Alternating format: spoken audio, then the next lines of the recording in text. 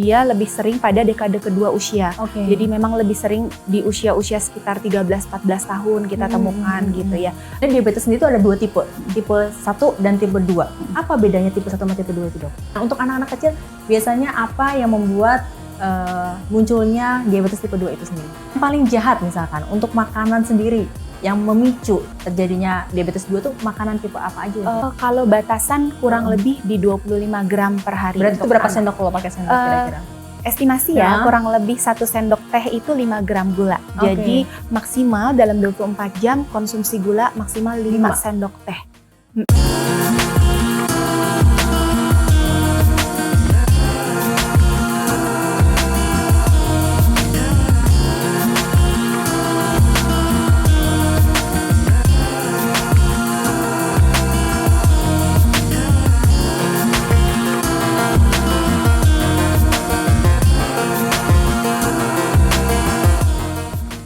Hai parents, bagaimana kabarnya? Senang sekali akhirnya saya Berry Fridiari dapat menjumpai parents semua dalam program Parentings. Seperti biasanya, Parentings akan hadir memberikan insight untuk parents semua di sini terkait dengan berbagai macam permasalahan yang nanti bisa memberikan edukasi buat parents semua. Baik, kali ini disiarkan langsung dari Kids Club Novotel Tangerang yang catchy banget lokasinya. Saya akan mengajak parents semua di sini untuk berdiskusi terkait dengan yang lagi rame nih. Saat ini, belakangan ini lagi rame sekali tentang meningkatnya kasus diabetes tipe 2 pada anak, di mana ini berdasarkan informasi dari IDAI bahwa meningkat 70 kali lipat dari tahun 2010. Wah, lumayan ya, ini menjadi notis buat para parents semua di sini untuk apa sih hal yang harus dilakukan, diwaspadai, tanda-tandanya seperti apa sehingga kita bisa mencegah atau memutus rantai dari diabetes ini. Telah hadir di tengah-tengah kita Dr. Karissa Lydia, spesialis anak HMH kesehatan dari Hermina Priuk Tangerang. Halo dokter. Halo, selamat siang. Bagaimana kabarnya? Sehat, Mbak Belen gimana kabarnya? Alhamdulillah sehat. Ini merdu banget suara dokternya ya, sangat lembut sekali. Dokter anak nih pasti spesialisnya anak-anak, kesenangan anak-anak nih. Di Hermina? Ya, di Sudah Hermina lama? Priuk Tangerang.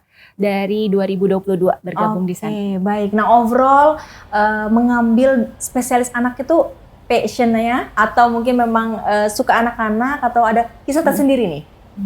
Passion-nya di anak memang, dan memang selama masa pendidikan yang saya rasakan memang paling sulit itu ilmu tentang anak. Oh gitu? Gitu. Jadi karena merasa sulit mungkin ya, jadi merasa memang harus lebih banyak belajar dan tahu tentang itu gitu ya. Ternyata setelah pendidikan justru yang saya kira anak itu adalah miniatur dari orang dewasa, ternyata bukan sama sekali. Jadi bukan anak itu adalah versi kecil orang dewasa, ternyata dia sungguh berbeda dari segi sistem kesehatannya, keilmuannya, semuanya tuh beda. Jadi bukan kayak misalnya orang dewasa itu dosis obatnya sekian, terus nanti dosis anak tinggal dibagi setengahnya aja, ternyata tidak gitu. Dan itu membuat saya tertarik.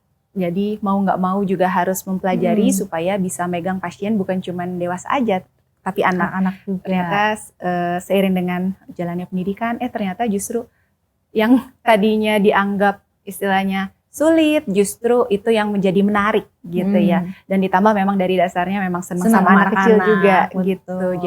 Jadi kita lanjut. Biasanya dokter anak itu banyak ininya nih, ornamennya, misalkan stetoskopnya lucu-lucu atau mungkin ada stiker-stiker. Dokter juga seperti itu? Boleh mampir nanti ke poli saya ya di Rumah Sakit Hermina Priuk ya.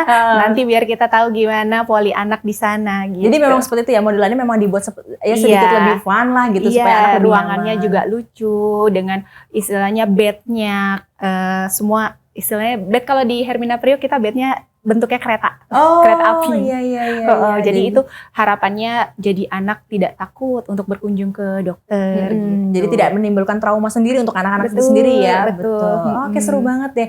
Baik dokter, tadi seperti saya di prolog menyampaikan bahwa saat ini meningkat lagi nih informasi dan juga mungkin data dari kedokteran bahwa meningkat diabetes tipe 2 untuk anak-anak. Kalau kasus di tempat praktek dokter sendiri, apakah betul ada peningkatan dok?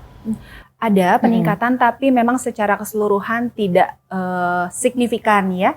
Jadi ya 1-2 adalah dalam 1 bulan kira-kira kunjungan pasien-pasien yang memang kita maintain terus untuk kadar gula darahnya seperti itu. Itu rentang usia berapa itu dok kalau misalnya gitu? Kebanyakan kalau diabetes tipe 2 itu kebanyakan di rentang usia remaja Mbak Berlin. Jadi di atas usia 10 tahun kebanyakan.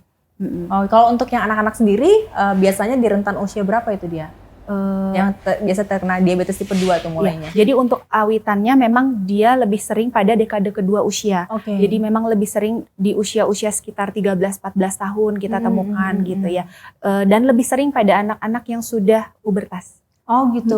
Jadi ketika dia sudah pubertas justru baru muncul. Dan itu mungkin akumulasi dari yang dia kecilnya itu ya dok ya? Betul. Jadi gejalanya juga kebanyakan lebih ketahuan di usia-usia sekitar remaja seperti itu. Oke. Nah disampaikan bahwa sebenarnya diabetes sendiri itu ada 2 tipe.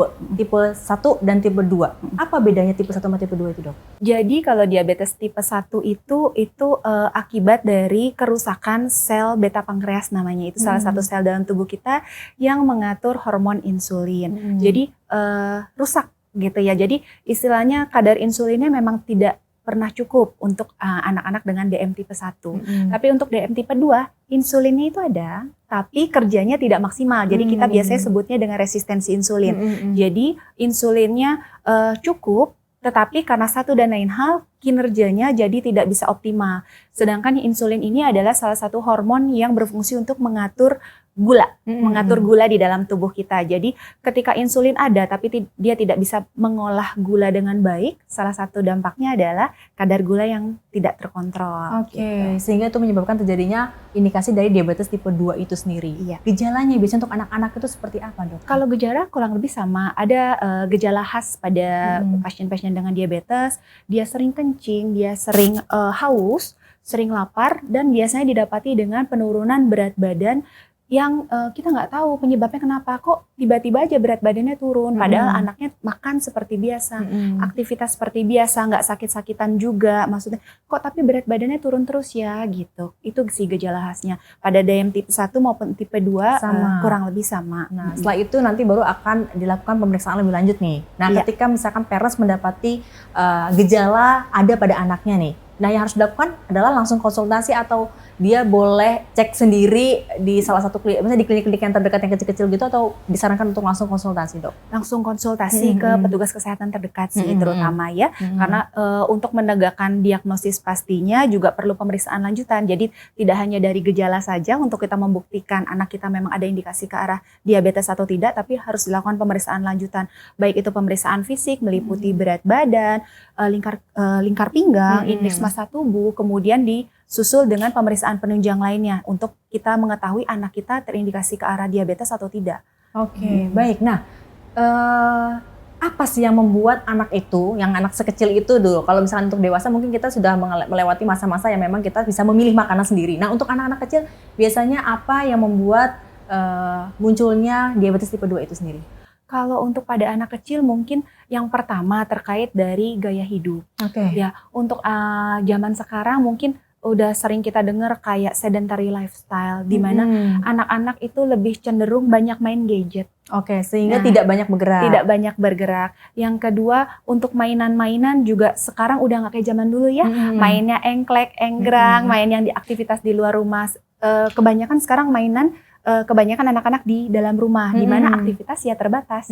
Dia nggak akan keluar keringat, tidak akan terlalu capek dengan aktivitasnya sehari-hari.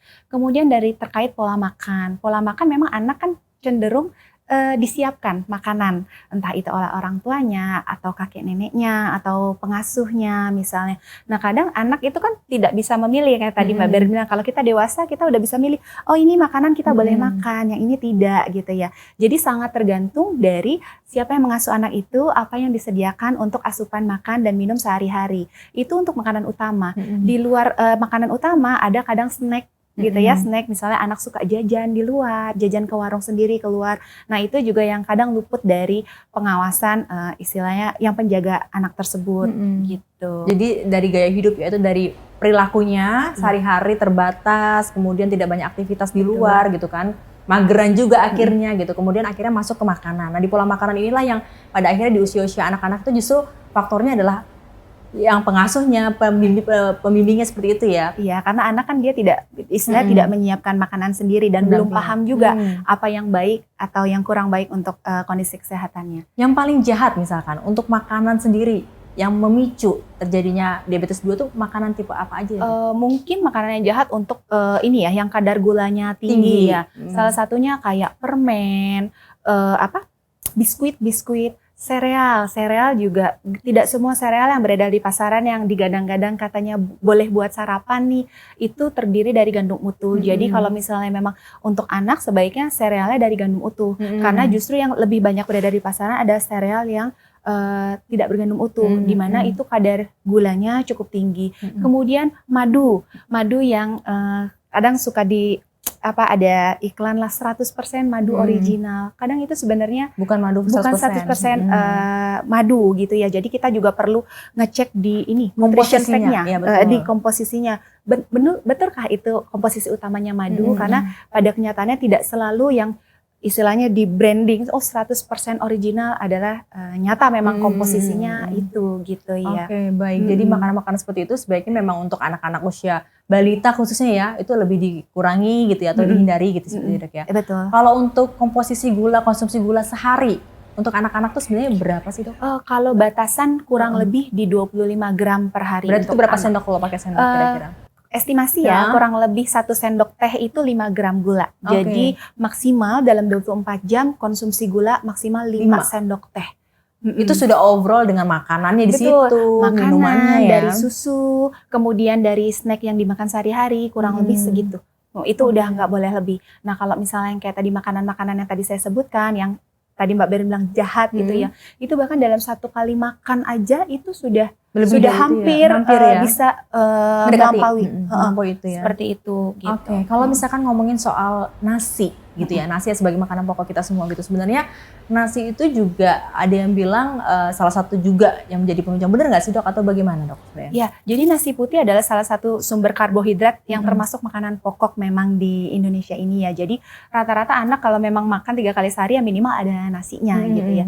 Cuman mungkin yang perlu waspadai adalah nasi yang terlalu banyak sedangkan lauknya sedikit. Karena di masa pertumbuhan sebenarnya yang utama adalah bukan nasinya tetapi lauk, terutama protein hewaninya gitu. Yang biasanya juga kita temukan di praktek sehari-hari adalah orang tua yang menyajikan makan itu dengan komposisi yang kurang ideal ya. Jadi 1 piring nasi itu kayak nasinya banyak, lauknya cuma sedikit di pinggir-pinggirnya. Jadi kalau untuk memastikan kayak menunya istilahnya tidak terlalu tinggi gula, minimal ya nasi kurang lebih 50% lah dari komposisi total itu ya. Komposisi menu. Sisanya itu dari protein hewani, protein nabati, serat dan sebagainya. Gitu. Kadang menu simple bekal lah, ini menu simple bekal yang pada akhirnya nasi kemudian sudah karbo ditambah dengan mie instan karbo juga gitu kan, kemudian ada makanan-makanan instan lainnya, itu juga sangat mempengaruhi terkait dengan kadar gula itu sendiri ya, Dok ya? Betul, bekal identik dengan sarapan ya Mbak Berin ya, karena bekal sekolah rata-rata ya, jadi sarapan sebenarnya malah itu salah satu waktu makan yang paling penting sebenarnya, dimana kita anak kita memulai hari dengan sarapan itu. Nah biasanya memang kecenderungannya kan yang simple aja deh, yang cepet gitu ya, yang cepet, enak, nggak ribet. Jadi biasanya memang kayak nasi atau mie campur nugget ya, atau ayam goreng tepung atau apa gitu ya. Nah itu kalau misalnya kita lebih jeli lagi melihat, itu lebih dominan memang di ininya, di karbohidratnya dibanding dari protein hewaninya gitu. Jadi sekali lagi intinya adalah yang baik adalah menunya itu lengkap gitu ya, dan komposisinya pun tidak ya seimbang lah istilahnya gitu ya. Dari yang tadi saya sampaikan, misalnya karbohidrat kurang lebih 50% aja, sisanya itu dari lauk gitu ya. Jadi itu juga kadang-kadang sudah karbonya seperti itu, combo plus snack time-nya ditambah lagi gitu ya, Dok ya. Itu jadi membuat lonjakan dari gula terus dari akumulasi itu sangat tinggi sekali ya. Betul. Dan istilahnya manfaat dari sarapan yang kita harapkan gitu ya, jadi tidak maksimal ya, karena ternyata dari semua komposisinya dominan di gula aja, padahal kita juga butuh protein hewani untuk membakar lemak, untuk kecerdasan, untuk tumbuh kembang di pasiennya sehari-hari gitu. Baik, jadi ini harus diperhatikan betul parents terkait dengan bekal anak itu sendiri. Nah, tantangan dari para orang tua juga saat ini adalah untuk bisa memberikan edukasi ataupun bisa sevisi untuk supaya menghindari dari diabetes ini adalah tantangannya orang terdekat nih. Biasanya adalah dari neneknya, kakeknya, atau mungkin pengasuhnya sendiri. Nah kira-kira hal-hal apa yang memang harus bisa disampaikan gitu, Dok? Jadi untuk orang tua yang memang karena satu dan lain hal tidak memungkinkan untuk handle anaknya sendiri, jadi kita harus menyamakan visi dan misi dulu nih sama yang akan menangani anak kita sehari-hari. Entah itu dari kakek neneknya ataupun dari pengasuhnya. Mungkin kita bisa duduk bersama dulu sebelum istilahnya kita serahkan anak kita ke pengasuhnya gitu ya. Apa sih tujuan dari mengasuh anak kita? Apa yang orang tua harapkan ketika si pengasuh ini mengasuh anaknya? Dan bagaimana untuk sehari-harinya, bagaimana anaknya ini istilahnya dari segi komposisi makanan, dari pemilihan bahan makan, waktu makan dan lain sebagainya itu harus bisa sesuai dengan ekspektasi orang tua. Harapannya seperti itu. Jadi jangan sampai ada kesenjangan antara pengasuh dan orang tua. Efeknya tentu ke anaknya itu sendiri gitu. Oke, jadi memang benar-benar harus disampaikan gitu ya dok, terkait dengan orang tua maunya nih ada rules terkait dengan asupan makanannya seperti ini, kemudian disampaikan dengan baik ke orang tua ataupun ke pengasuhnya seperti itu ya dok, sehingga tadi tujuan mencegah atau memutus rantai diabetes pada anak ini bisa tercapai seperti itu ya dok ya. Oke, nah sekarang kalau misalkan once nanti anak kita ternyata sudah terindikasi diabetes nih, treatment apa yang harus dilakukan itu dok? Treatment utamanya terlepas dari obat-obatan tentunya ya, modifikasi gaya hidup. Oke, langsung Yang ya. pertama dari aktivitas tentunya, perbanyak aktivitas fisik. Aktivitas fisik anak tuh tidak hanya serta-merta selalu olahraga ya. Seperti main sehari-hari, batasi penggunaan gadget dan mainnya seperti yang tadi saya sampaikan, mainnya nggak selalu harus di dalam rumah ya, main di halaman rumah, berlari-lari, main petak umpet, misalnya itu sangat menyenangkan dan tapi itu membuang energi yang cukup membakar kalori yang sehari-hari dedeknya makan gitu ya, seperti itu.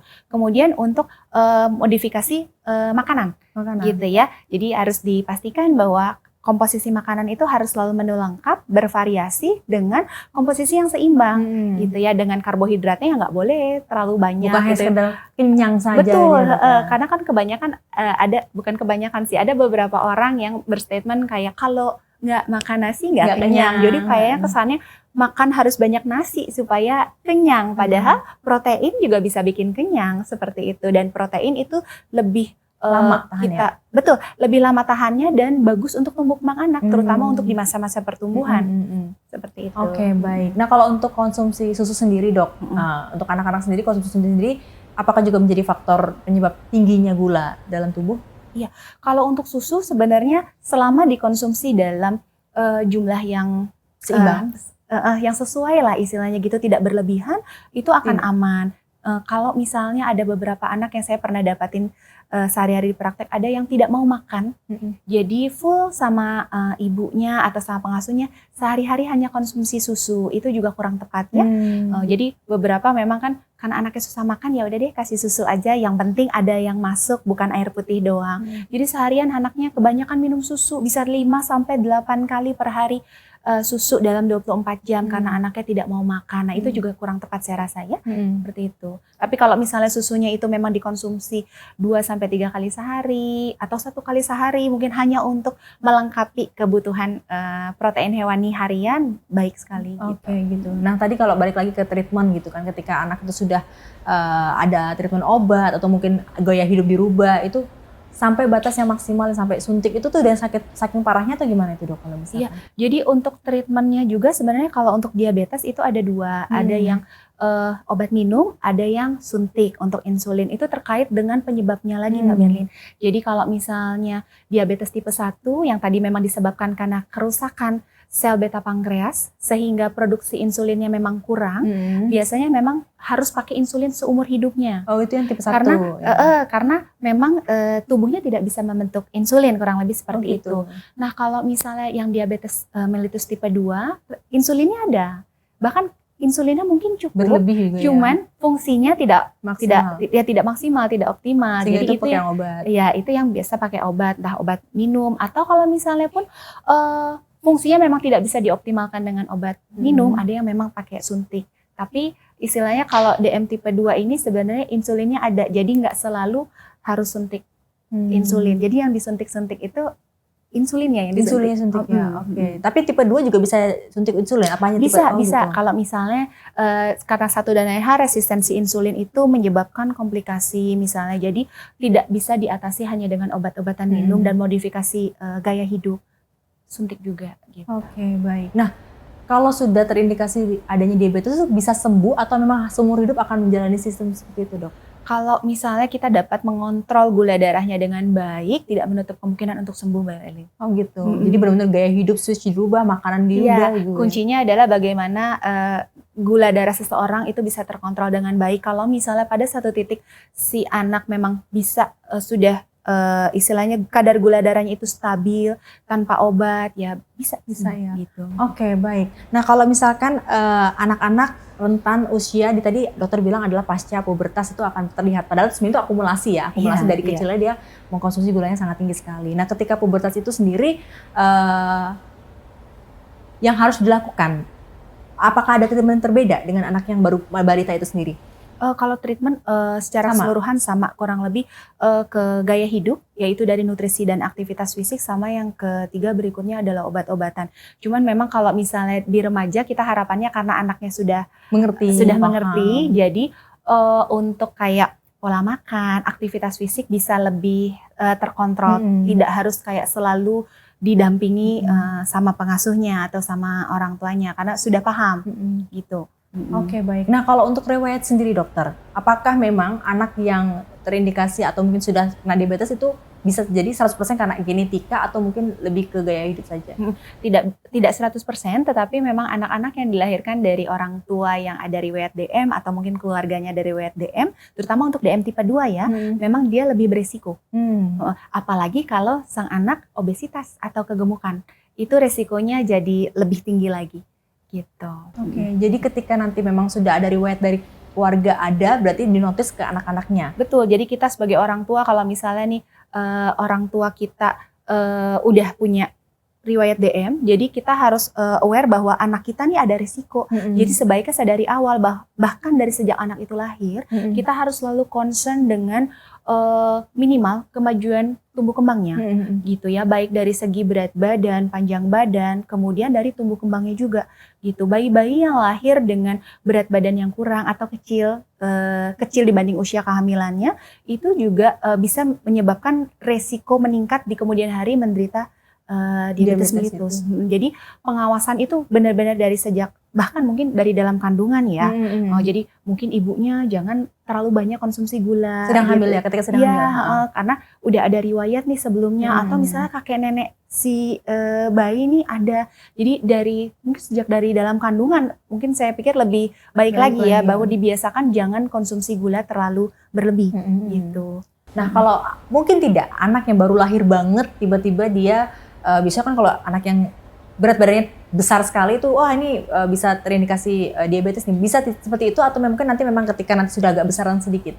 Jadi kalau misalnya gejala itu bisa saja kita tangkap dari pemeriksaan gula darah yang waktu dicek saat baru lahir, oh ternyata gula darahnya tinggi. Tapi gula darah tinggi itu tidak serta-merta, oh pasti DM. Jadi untuk sampai kita mendiagnosis DM itu kita perlu gali lagi dari cerita riwayat pasiennya sebelumnya, saat ibunya mengandung, riwayat keluarganya bagaimana, didukung dengan pemeriksaan fisik dan pemeriksaan penunjang. Jadi kadar gula yang tinggi dari lahir itu sangat mungkin terjadi, tetapi tidak serta-merta kayak oh pasti DM. Kadang bayi-bayi yang lahir dengan kondisi kurang baik atau kurang sehat, itu juga bisa kita dapatin dengan kondisi gula darahnya tinggi ketika dicek. Tapi maksudnya tidak pasti 100%, oh ini DM nih gitu. Enggak sih. Oke, jadi memang benar-benar ada pemeriksaan lebih lanjut untuk bisa memastikan betul bahwa ini diabetes seperti itu ya. Beberapa fun fact yang mungkin bisa dijawab nih dok terkait dengan buah semuanya itu baik. Tidak ada buah yang tidak mengandung gula jahat. Bisa dijawab iya apa enggak dok?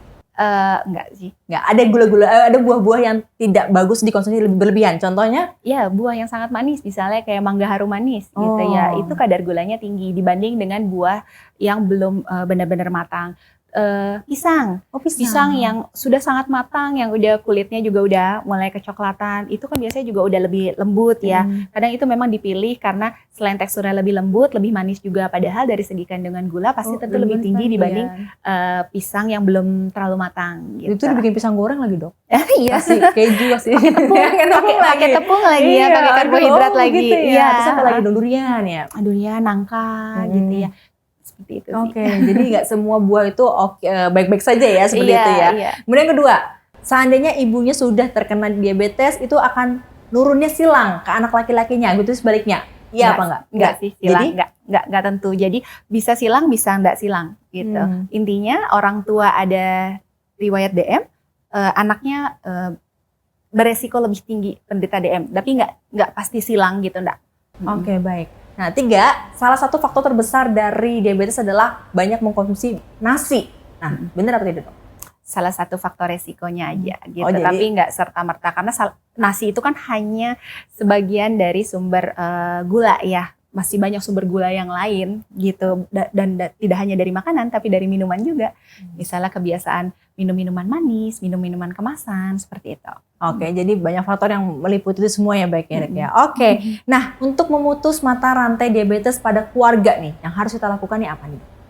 Kuncinya sih sama Mbak Beril menurut saya di gaya hidup itu. Jadi memang kita harus menerapkan ke anak kita sedini mungkin bagaimana gaya hidup yang sehat, pola hidup sehat, pola makan yang sehat, bagaimana aktivitas yang sehat gitu. Dan salah satunya dengan pembatasan pemakaian gadget itu. Karena memang itu yang maksudnya sangat menjadi momok untuk saat ini ya, bahwa anak sekarang hampir ya, anak mana sih sekarang yang nggak mengenal gadget? Iya, betul. Padahal kalau dipikir-pikir, hanya dari diabetes hanya dari gula, hanya dari makanan. Padahal gadget itu sendiri salah satu faktor yang sangat ini ya, anak jadi faktor bergerak, aktivitas sehari-hari itu. Oke. Wah, ini benar-benar bisa memberikan edukasi juga nih kepada para parents semua di sini bahwa nggak cuma sekedar pola makan saja yang harus kita atur, tapi juga pola gaya hidup dari anak-anak itu sendiri ya dok ya, supaya bisa memutus mata rantai diabetes tipe 2 sendiri. Nah kalau untuk dokter sendiri, jika ada satu keluarga sudah ada terindikasi bahkan mungkin anaknya diabetes, yang harus dilakukan parentsnya apa nih dok? Yang pasti rutin bawa anaknya ke dokter untuk dimonitoring dari sisi gejala. Bulanan itu atau sebaiknya ya. Terus? Dari sisi gejala, ada gejala ke arah diabetes atau tidak. Kemudian kita pantau tumbuh kembangnya, salah satunya dari berat badan. Jadi ada kenaikan berat badan batasan. Tidak boleh terlalu banyak gitu ya dalam sebulan naik gitu ya. Atau terlalu turun juga. Jadi itu sebaiknya memang dipantau tiap bulan, apalagi anaknya masih di usia 1000 hari pertama kehidupan, 2 tahun awal gitu ya. Jadi memang penerapannya ini sebaiknya dari sedini mungkin untuk istilahnya menciptakan anak kita di kemudian hari terbebas dari ya berkurang lah resiko menderita diabetes mellitus gitu. Oke, konsumsi obatnya juga harus disiplin. Betul. Pola hidupnya disiplin juga seperti itu ya. Nah kalau misalkan parents tiba-tiba mendapati anaknya seperti itu, selain jangan panik, yang harus dilakukan oleh para parentsnya apa dok? Yang pasti banyak-banyak mencari informasi bagaimana menangani anak kita, bagaimana apa yang baik dan yang kurang baik untuk anak kita. Terlepas dari itu, sosial lingkungannya juga harus dilibatkan. Jadi bukan cuma orang tua aja, tapi ya itu kakek, nenek, pengasuh. Jadi tidak hanya orang tua dan anak, tetapi lingkungan bahkan masyarakat sekitar pun harus mendukung gitu. Karena ini juga bukan sekedar, biasanya kan yang terjadi adalah bagaimana ibunya merasa feeling guilty gitu kan, merasa bersalah sehingga tapi tidak didukung oleh support sistemnya memang memberikan lingkungannya seperti itu ya. Karena diabetes ini adalah penyakit jangka panjang juga ya, bukan penyakit seperti DBD yang baru udah sembuh ya sudah selesai. Ini kan memang jangka panjang, jadi memang support system itu sangat berperan penting. Baik. Oke, wah ini banyak banget kalau ngomongin soal anak ini memang harus bisa detail dan juga harus menyeluruh ya. Tapi sayang banget waktunya sudah habis dokter. Nanti kita bisa next time lagi kita berbincang-bincang lagi dengan dokter Karissa di sini.